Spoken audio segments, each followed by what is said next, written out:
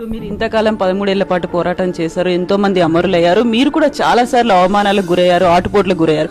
ఒక్కసారి ఈ క్షణం కనుక మీరు వెనక్కి తిరిగి చూసుకుంటే ఏమనిపిస్తుంది ఇన్నేళ్ల పోరాటంలో? ఇంగ్లీష్లో ఒక ప్రావర్బ్ ఉంటుంది Kavitha garu, pains are forgotten men gains come అని చెప్పి. నిజానికి ఒక సన్నివేశం తలుచుకుంటే ఒళ్ళుగా ఉరుపొడుస్తుంది. అమరులు చనిపోయినటువంటి సందర్భంలో చాలా ఏడ్చినాను, నేను చాలా దుఃఖపడ్డాను. అనేక పర్యాలు కలనీల పర్యంతమై కూడా ఏడ్చినటువంటి సందర్భాలు ఉన్నాయి. ఎందుకంటే ఎక్కడన్నా ఒక చిన్న చురుకు అంటితేనే మనం అమ్మోని మొత్తుకుంటాం, పెట్రోల్ పోసుకొని కాల్చుకోవడం అనేది మామూలు విషయం కాదు.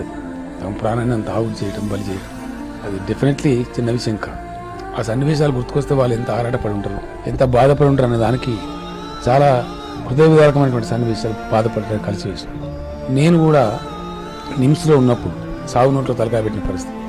మిత్రులు చెప్తుంటే నేను కాదని అంటున్నా, కానీ రోజు నేను ఏం చేసేవానంటే బాత్రూమ్కి వచ్చాను.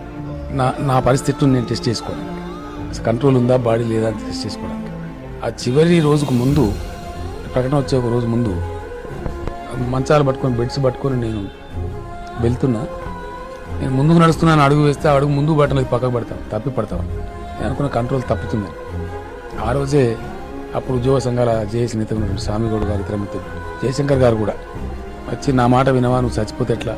నేను చెప్పిన, ఎందుకో సార్ నాకు డౌట్ వస్తూ ఉంది, నాకు మా ఇంట్యూషన్ సేస్ మంచి జరగబోతుంది తెలంగాణ కన్నా అనుమానంగా ఉంది, కాబట్టి ఒక్కరోజు టైం ఇవ్వండి దయచేసి, నేను ఆత్మబలంతో బతాయి ఒక్కరోజు, రేపు మీరు చెప్పినట్టు వింటా అని చెప్పి అనుకున్నట్టుగా, ఆశించినట్టుగా, నా ఇంట్యూషన్ చెప్పినట్టుగా, నా అంతరాత్మ చెప్పినట్టుగా 3 గంటలకల్లా చిదంబరం గారు కాంట్రాక్ట్ రావడం, మీకు ఏం కావాలని అడగడం, తీర్మానం వారు ఆ రోజు వాస్తవం ఢిల్లీ నుంచి వచ్చిన ప్రకటన జయశంకర్ గారు న్యూస్లో రాసిందే ఆ ప్రకటన డ్రాఫ్ట్ చేసి పంపడం, ఫైనల్గా వారు రాత్రి 11 నిమిషాలకు అనౌన్స్ చేయడం, నేను దీక్ష విరమించాను.